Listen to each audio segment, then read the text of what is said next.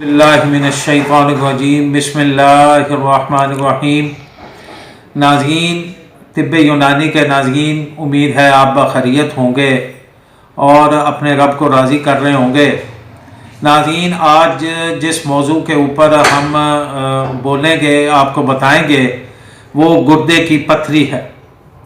नाज़रीन, इंशाअल्लाह अगर आप ये नुस्खा बनाएंगे, अल्लाह की मेहरबानी से 7 दिन के अंदर अंदर पथरी टूट कर रेज़ा होकर पेशाब के ज़रिए इंशाअल्लाह निकल जाएगी और कोई तकलीफ़ भी नहीं होगी।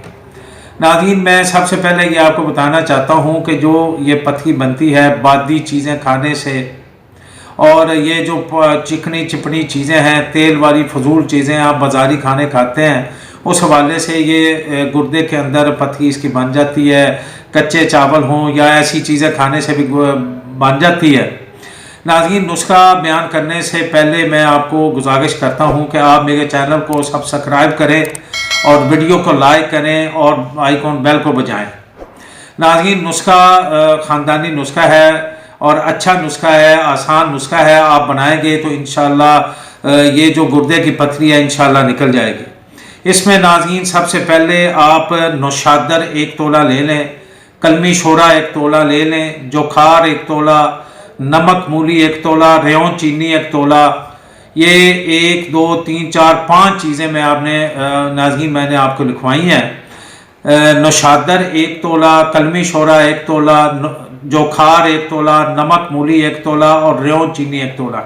नाज़रीन, इन 5 चीज़ों को अच्छे तरीके से साफ़ करके कंकड़ पत्थर निकाल के इन्हें सफ़ूफ की शक्ल में पीस लें। अच्छे तरीके से जितनी ज़्यादा पीसेंगे उतनी ज़्यादा बेहतर होगी।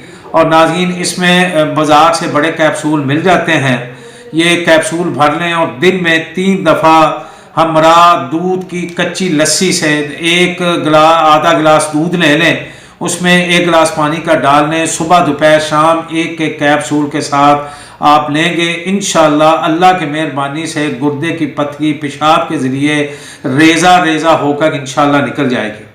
नाज़रीन, इसमें जो परहेज़ है, आपने गरम ज़्यादा खट्टी चीज़ें और रोस्टेड चीज़ें और ज़्यादा खुश्क चीज़ें नहीं खानी हैं।